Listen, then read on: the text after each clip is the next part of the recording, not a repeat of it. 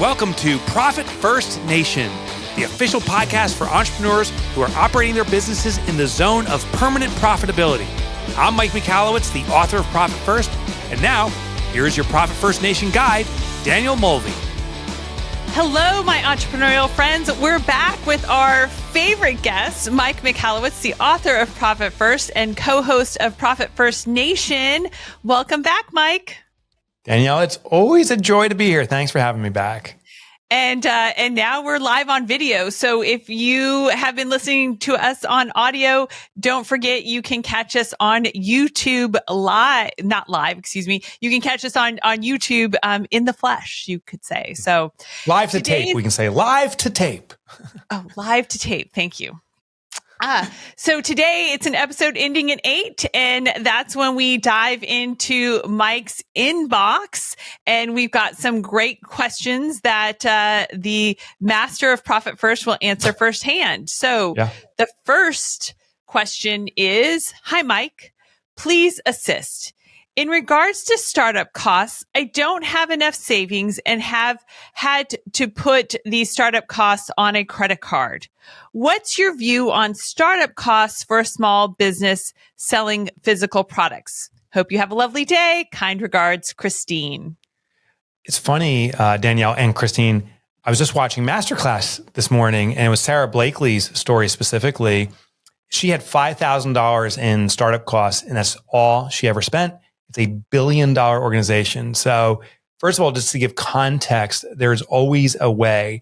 And if we think that money's the only way, unfortunately, that's the way we'll go. But usually it's innovative thinking, relationship building, you selecting vendors and speaking with your customers integrally and honestly, that's the better solution. So here's some alternative considerations. If you don't have enough in savings, I don't invite you to max out the credit cards any further. I invite you to maybe do a Kickstarter campaign, reach out to existing customers and say, here's what's coming. Now, there's a risk. There's a currency beyond just what they're paying you. They may be prepaying you for something in exchange for your product plus some extra bonuses. But what you're getting in return is additional new hype. So consider doing some form of campaign to raise funds where they're invested and receiving the product, but also have a reason to talk about it aggressively, because that's how you start things out. No matter what, if you raise funds that way, and there's alternatives too that we'll talk about, always reserve a portion to get more raw materials. The biggest mistake that businesses have that make products is every dollar they earn, they put toward SG&A expenses, the operations of the business. The owner may take some, but they neglect to think about replenishing inventory. And for some businesses, that could be 40% or 50% of your revenue. So consider that. Also, be very considerate of your pricing. Typically, the manufacturing cost versus the retail price is a 4 times markup minimum. Sometimes 5 or 6 is better. And if we don't price enough, you're not going to have enough churn in the cash to support inventory churn. Alternatives to raising funds is friends and family. Now, there's a risk. These are people you're going to have Thanksgiving dinner with.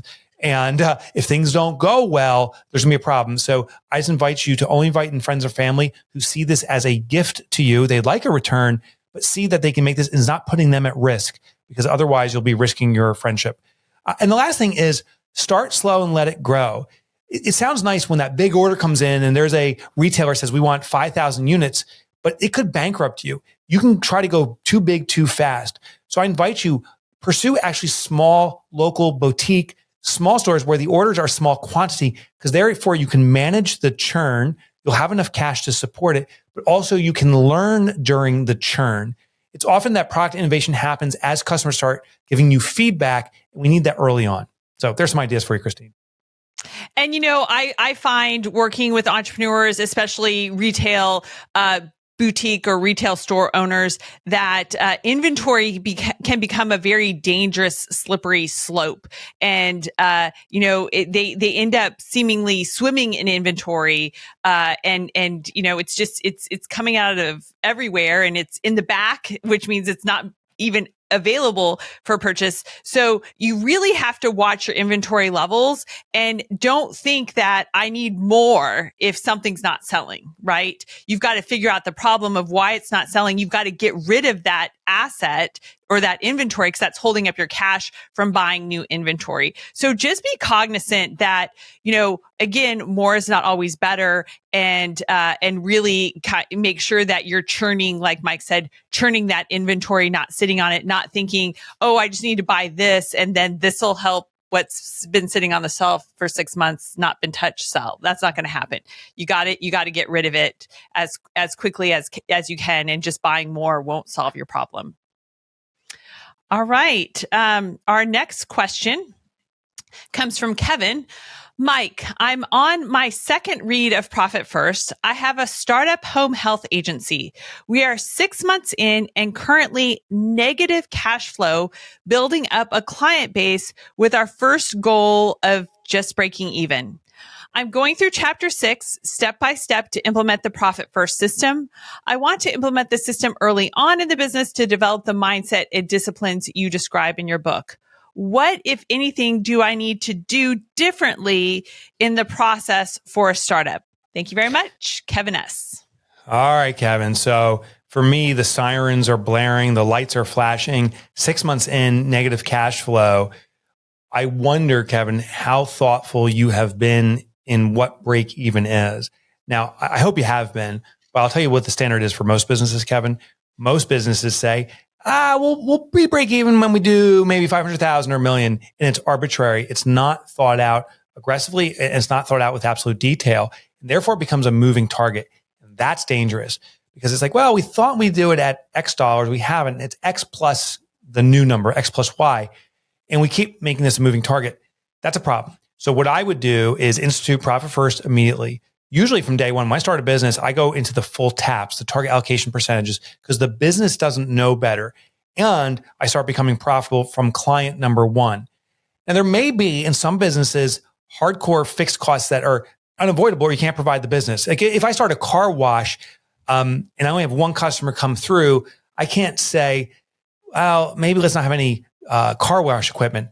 Or maybe I could. Maybe I could do it with a bucket and some soap. So what we have to think about is, are there ways to repackage this business and still give the core final solution, the final output, the final commitment to our customers at a lower cost point?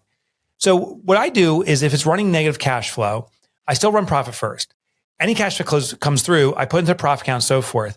And then I look at the OpEx, and it's telling me what the true OpEx is at this point that I must run on. And then I look at my business and say, how can I get here? We have to have hardcore conversations with ourselves. And if there's quote unquote no way to get there, how much time am I going to give myself to get there? And what must the sales be at? And where do I pull the parachute cord? Meaning, if I need 100 more customers in the next 6 months, or I'm in real deep trouble, whatever that may be defined as, where's the parachute cord? If I don't get 25 clients in the next 2 months, I commit to myself, I'm pulling it, I'm done, because otherwise I'm going to aggravate this loss and put myself in a deeper hole. So Profit First is intended to have hard conversations right now. Still implement Profit First, do the full deployment of it, see where you are. And if you're running negatively, you got to fund it somehow. It's going to be coming out of your pocket or some kind of investor's pocket. Define where that parachute cord is to make sure your business doesn't go too deep. It's so common that we tend to just, think we can build it and they will come. But you're absolutely right. You have to know, what are your numbers? What is it going to take to break even? And that starts with reverse engineering, right, guys? So we are doing a very special reverse engineering workshop on July 12th. So make sure that you go to profitfirstnation.com, click on resources. When you opt into our resources, you will be on our mailing list or on our texting list. And that's where you will get the login for that very special reverse engineering workshop, where we will walk you through and then provide you with the spreadsheet that you can actually go through the exercise yourself and really get this figured out in terms of your numbers. I mean, I would say probably a good 85% of the businesses that I work with and talk to, just really have no idea. Their head is in the sand when it comes to what is our break even point? What is it going to take? So we're actually going to do this reverse engineering exercise based off of owner's pay. So we're going to start with what do you need to take home in terms of owner's pay and work your numbers from there using profit first, percentages and then figuring out like how many sales you need to make. And what's cool about this too, extended commercial here, is that there's an opportunity for you to play with the price. So, if you raise the price by 10%, 15%, 20%, et cetera, you can see what kind of impact that has. So it's a really cool interactive workshop and then allows you to take the worksheet and play with it yourself and really get your numbers figured in and dialed in. I also want to add that, when you're a startup and this whole concept of thinking that, if I build it, they will come.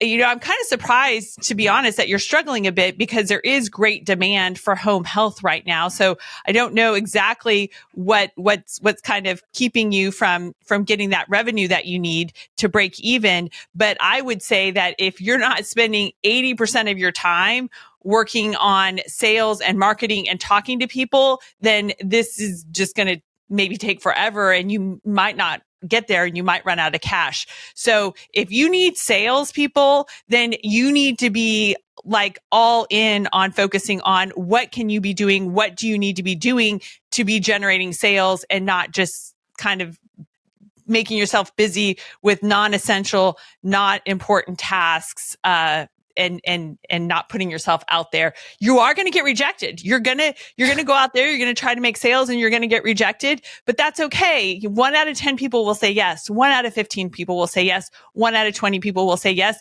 But if you don't do the reps and you don't ask for the business 20 times, you're never going to get that one yes. So make sure that you are putting yourself out there and really hustling for the sales. I would love to underscore that because it's such an important topic. Early stage businesses often focus on the wrong things. They say, oh, that logo is so important. Let me put every dollar into this logo that no one will care about. Or even the website design. In the very beginning, we don't know what's landing with the customer. We have a belief. We try to think of what the avatar wants, but until you do the reps, as you said, you don't find what people respond to. So the very early stages of the business is finding out, do we even have anything viable? And if we don't, how do we modify it until it becomes viable? So I don't know if that's true in Kevin's case, but it could be the situation. So I agree. We got to sell the crap out of this. And it's a service that people need. So let's do that. All right. And the next question from your inbox. Hello. I'm only 2 chapters into Profit First, but I'm completely convinced this is exactly what I need to do for my business. My question is about calculating real revenue and opening my first 5 bank accounts. I'm a sign language interpreter and have worked for myself for over 30 years. The income is very easy to calculate. I became a self-published author and started my own publishing imprint in 2019. 2022 was the first year I made more money than I spent. I really want to start off 2023 using your system. Do I treat these 2 things as separate businesses?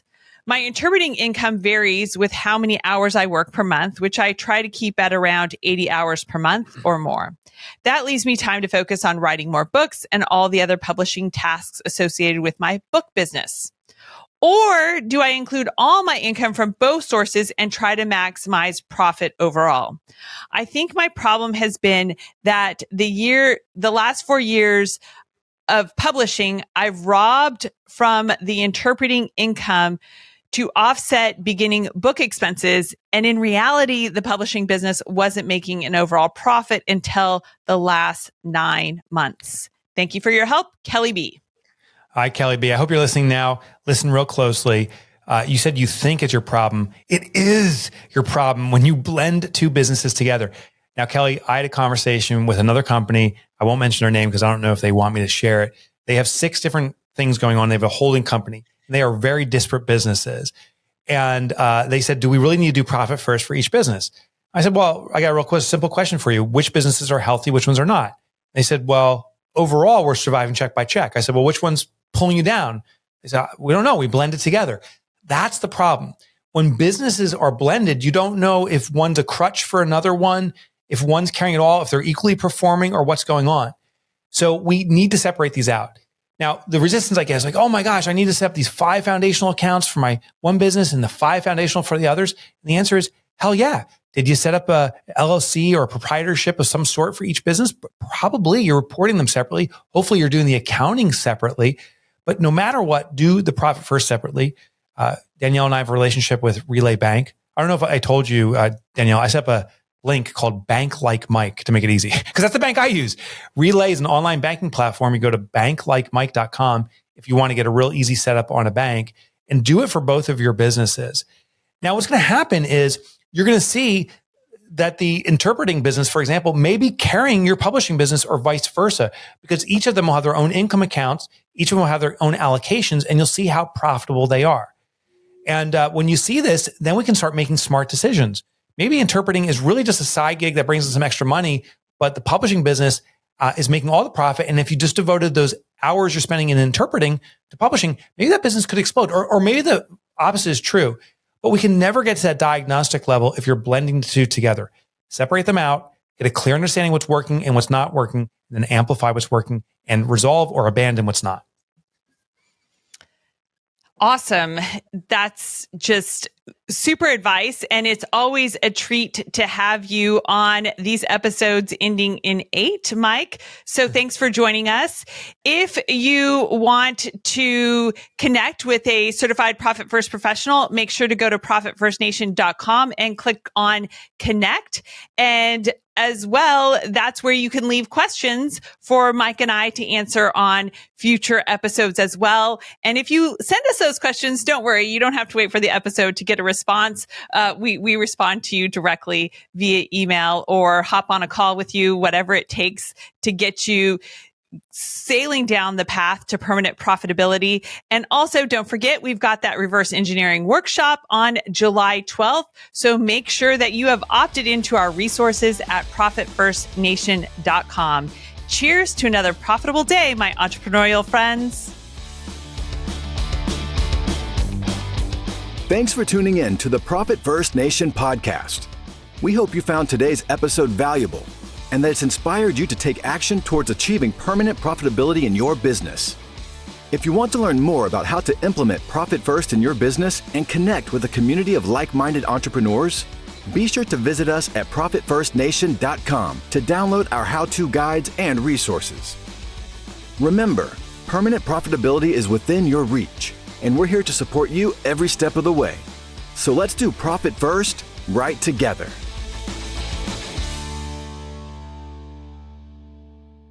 Profit First Nation website, related podcasts, and videos are provided for general information purposes only and do not constitute accounting, legal, tax, or other professional advice. Visitors should not act upon the content or information found here without first seeking appropriate advice from an accountant, financial planner, lawyer, or other professional.